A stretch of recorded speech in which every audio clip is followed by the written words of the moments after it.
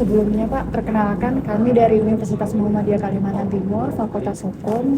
Di sini kami ingin mewawancara Bapak. Sebelumnya kalau boleh tahu dari Bapak siapa? Saya Enver Huda. Langsung ya Pak, kita wawancara ya. Boleh. Jadi saya akan bertanya Pak ya, bagaimana pendapat Bapak tentang gambaran pengetahuan ajaran-ajaran Muhammadiyah pada generasi anak muda sekarang, dan bagaimana penerapan ajaran Muhammadiyah pada generasi anak muda sekarang? Ya, terima kasih. Assalamualaikum warahmatullahi wabarakatuh. Yang pertama, saya berikan apresiasi kepada adik-adik yang kuliah di Universitas Muhammadiyah Kalimantan Timur. Ya, ini kan persoalan Muhammadiyah ini menjadi mata kuliah wajib ya.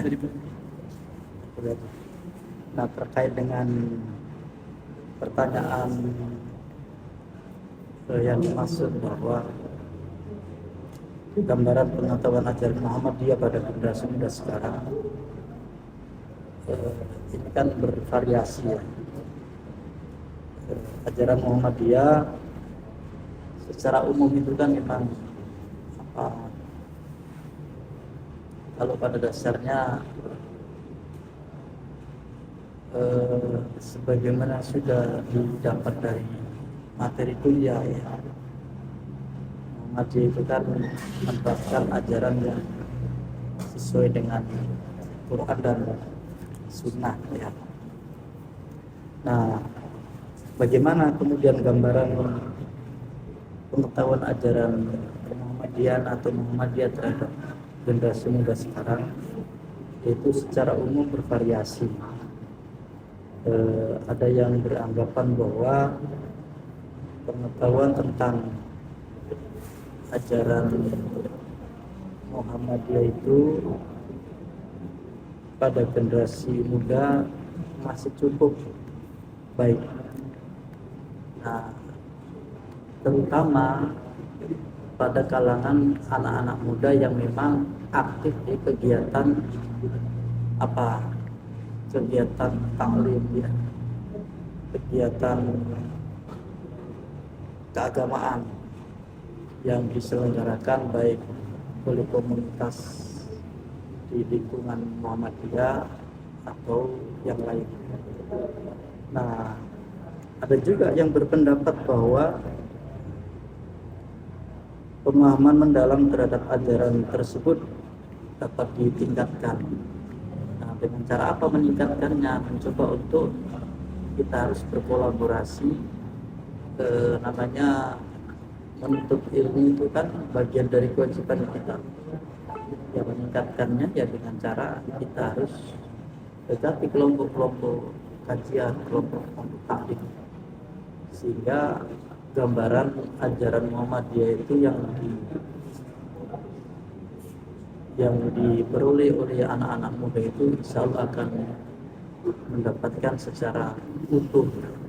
Bahayanya kalau ajaran kemudian didapatkan sepotong-sepotong. Saya kira itu.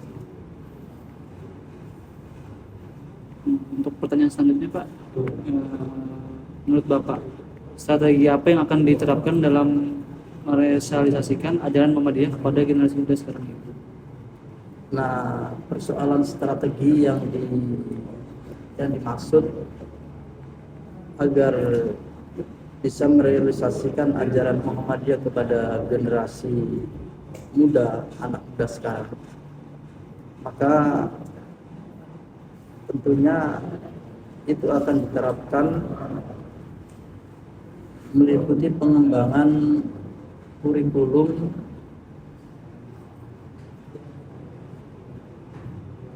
kalau kurikulum di Indonesia ini kan sering berubah. Berubahnya menteri maka akan berubah kurikulum. Nah, pengembangan kurikulum yang tentunya harus mengintegrasikan dengan nilai-nilai ajaran Muhammadiyah. Ya, artinya ada kolaborasi, ada diintegrasikan kurikulum yang diterapkan oleh pemerintah harus diintegrasikan dengan kurikulum dengan eh, yang ada di ajaran atau nilai-nilai yang di Muhammadiyah. Nah, pembentukan komunitas, ya kan. Kemudian yang saya maksud adalah pembentukan komunitas belajar di lingkungan Muhammadiyah, di lingkungan kampus. Kemudian ada forum-forum diskusi, kemudian ada pelatihan keterampilan, kemudian penggunaan IT, penggunaan media sosial. Cuman kita ini kan juga tidak boleh terjebak dengan penggunaan media sosial. Itu penting, penggunaan IT itu penting, tapi kan juga tidak boleh kemudian anak muda kita ini terjebak pada persoalan-persoalan media sosial yang ujung-ujungnya bersifat negatif.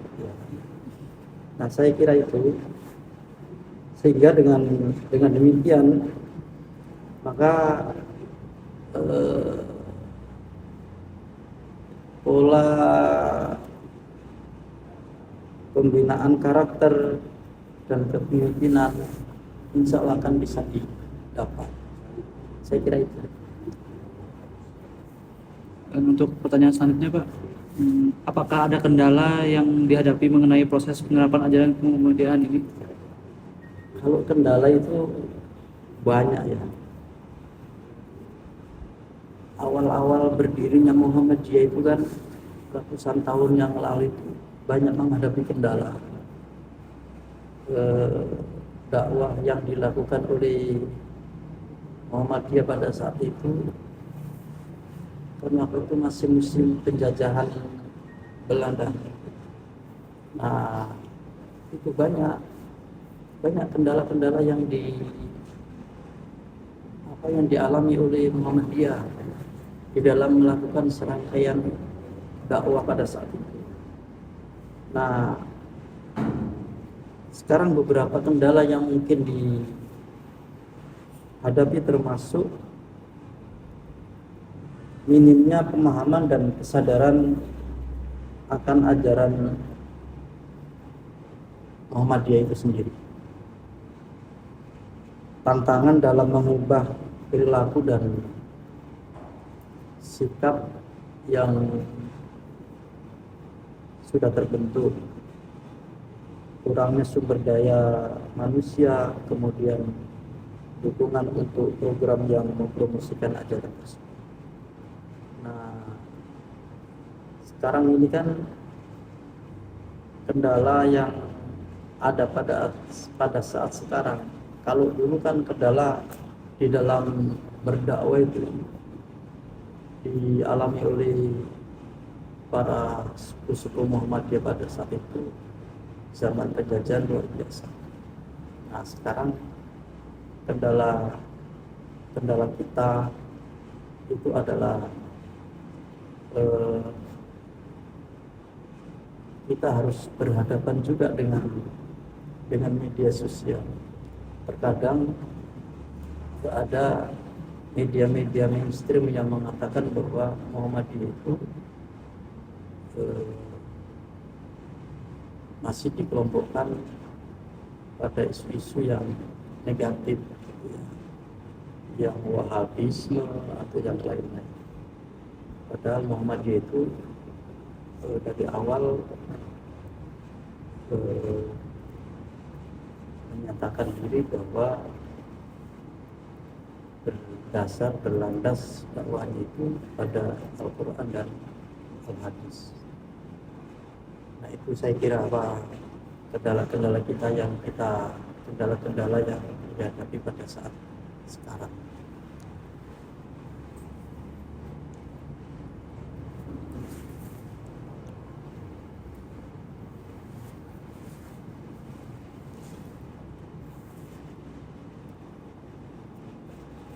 Pertanyaan selanjutnya ya Pak, apa pendapat Bapak tentang peran Muhammadiyah dalam mencerdaskan kehidupan bangsa? Muhammadiyah dari awal, Muhammadiyah ini berdiri sudah ratusan tahun yang lalu. Memajukan Muhammadiyah Kemudian apa yang menjadi program Muhammadiyah di dalam mencerdaskan kehidupan berbangsa. Kalau kita bisa lihat bagaimana perkembangan Muhammadiyah sekarang dari sisi program pembangunan sumber daya manusia melalui pendidikan yang dibangun dari TK sampai perguruan tinggi di mana-mana. Ribuan sekolah yang dibangun Muhammadiyah tidak hanya di wilayah Indonesia, tapi sekarang sudah merambah di negara-negara lain. Nah, itu dalam rangka untuk bagaimana Muhammadiyah mempunyai prioritas utama di dalam membangun kehidupan bangsa dan negara. Prioritas pembangunan pendidikan yang tadi saya sampaikan, pembangunan dari TK, SD, SMP, kemudian SMK, SMA, perguruan tinggi yang jumlahnya luar biasa banyak, dan itu adalah aset bagi Muhammadiyah. Tentunya memajukan sumber daya manusia adalah mencerdaskan kehidupan bangsa dan negara. Nah, sekarang sekolah-sekolah Muhammadiyah sudah mulai berdiri di Australia, sudah berdiri di Malaysia, sudah berdiri di Thailand, juga sudah berdiri, bahkan di negara-negara Eropa insya Allah dalam waktu dekat juga akan berdiri. Nah, saya kira itu Pak. Jadi itu saya kira juga menjadi prioritas utama dalam pergerakan dakwah Muhammadiyah, dengan mendirikan banyak lembaga pendidikan. Itu artinya adalah ikut memajukan, mencerdaskan kehidupan bangsa. Selanjutnya, bagaimana Muhammadiyah berkontribusi dalam pendidikan dan pemberdayaan masyarakat di Indonesia, Pak? Nah, Muhammadiyah ini memiliki jaringan yang sangat luas, dan itu dikenal di Indonesia.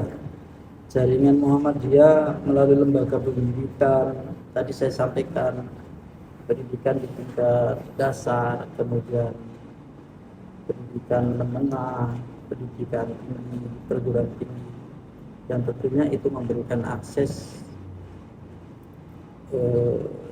pendidikan kepada masyarakat kita secara luas.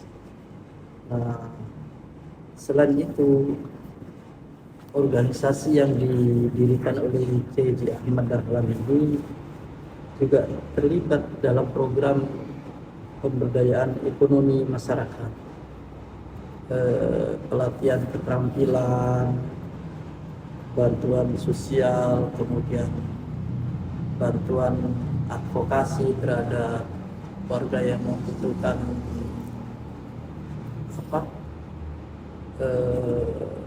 terkait dengan hukum, pendidikan sosial, terutama itu kan bantuan advokasi terutama bagi masyarakat yang kurang mampu. Nah, artinya bahwa kontribusi Muhammadiyah itu tidak hanya melalui pendidikan formal. Ya, kalau pendidikan formal kan dari tingkat TK sampai perguruan tinggi. Tapi dalam rangka untuk pemberdayaan masyarakat juga, Muhammadiyah juga menerapkan pendidikan non formal, pendidikan luar sekolah, gitu. Nah, di sana ada ortom-ortom Muhammadiyah yang bisa digerakkan. Muhammadiyah punya banyak organisasi otonom. Di sana ada namanya Ikatan Remaja Muhammadiyah yang jika di menengah pertama, sekolah menengah pertama, maka anak-anak sudah bisa masuk di kelompok Ikatan Remaja Muhammadiyah. Kemudian di tingkat mahasiswa, anak-anak mahasiswa bisa berkomunitas, bisa bergabung di komunitas Ikatan Mahasiswa Muhammadiyah. Kemudian ada juga pemuda Muhammadiyah. Ada juga yang namanya Nasihatul Aisyah bagi remaja putri yang sudah lulus kuliah, bisa bergabung di Nasihatul Aisyah. Kemudian ada juga kelompok ibu-ibu yang organisasi otonomnya namanya Aisyah. Nah, ada juga namanya Pemuda Muhammadiyah. Ada juga namanya Hizbul Waton. Kalau di umum itu Gerakan Pramuka. Kemudian ada juga yang namanya Kokam, Komando Kesiapsiagaan Angkatan Muda Muhammadiyah.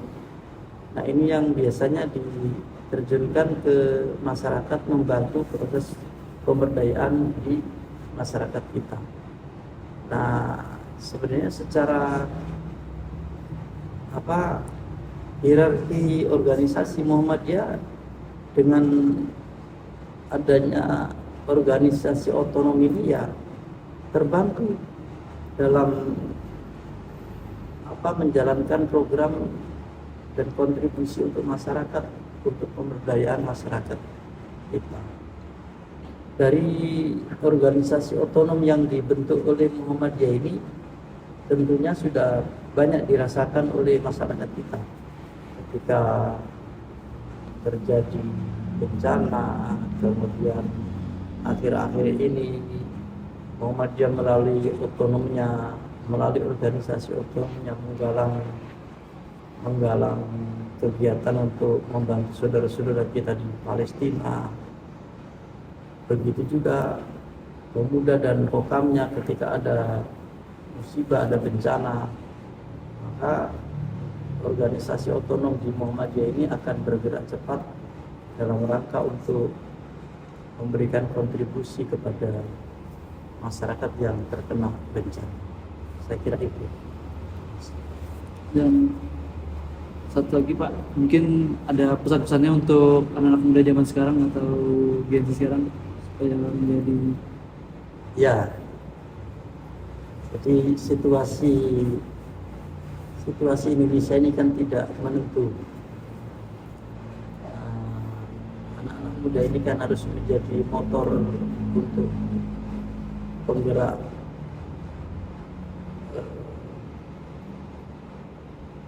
di masyarakat. Jangan kemudian anak-anak muda ini kemudian ikut larut pada hal-hal yang dirasa merugikan masyarakat dan tidak baik untuk kehidupan yang akan datang.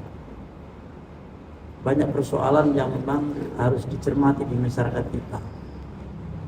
Nah, pergaulan juga harus diwaspadai. Baik itu penggunaan media sosial atau IT juga harus diwaspadai. Budaya apa yang tidak ada di dalam yang tidak ada masuk di dalam HP kita. Semua budaya masuk. Nah, sekarang anak muda yang cerdas, anak muda yang punya talenta untuk perbaikan ke depan harus menjadi motor penggerak, sehingga persoalan kehidupan berbangsa dan bernegara ini anak-anak muda tetap akan menjadi contoh dalam kehidupan berbangsa dan bernegara. Saya kira itu. Nah, yang terpenting jalani hidup ini dengan baik.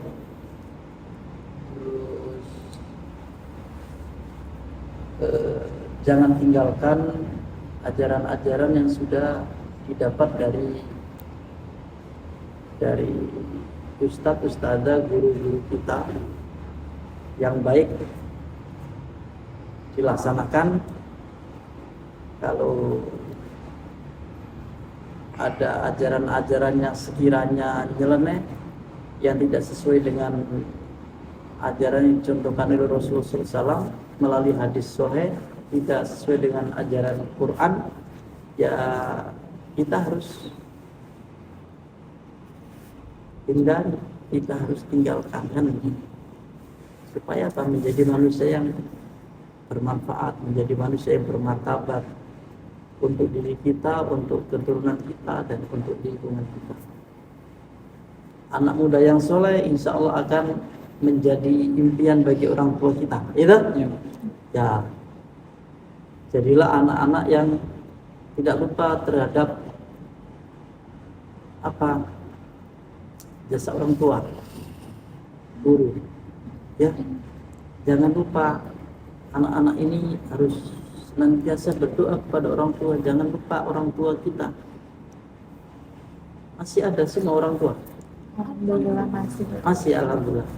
Baik orang tua yang sudah meninggal maupun orang tua yang masih ada, kita harus luangkan waktu untuk berdoa setiap saat selesai sholat. Apa doanya? Tidak sampai 1 menit doa untuk orang tua. Rabbi firli, gitu, wali daya warhamhuma. Ya, itu doa tidak hanya untuk orang tua tapi untuk kita. Nah, yang kedua untuk orang tua, baik itu orang tua yang masih ada maupun orang tua yang sudah meninggal. Orang tua yang sudah meninggal itu berharap hanya satu harapan mereka, doa dari anak. Karena apa? Doa anak itu yang akan menghapus dosa yang selama ini dilakukan. Doa anak itu, kata Rasulullah, yang akan bisa menghantarkan orang tua ke surga. Itu hadis sahih yang disampaikan oleh Rasulullah. Jadi sekali lagi, jangan lupa berdoa untuk orang tua. Kira-kira. Baik Pak, jadi kan muda ini ternyata memberikan dampak yang sangat besar untuk kemajuan negeri ini, baik dari material maupun formil Pak. Jadi Pak, baik Pak, terima kasih atas waktunya setelah diberikan waktu luangnya mungkin. Ya nanti sambil dilengkapi lah. Iya Pak. Muhammadiyah merupakan organisasi mahasiswa terbesar di Indonesia, memiliki peran penting di pengembangan pendidikan dan karakteristik pemuda Indonesia.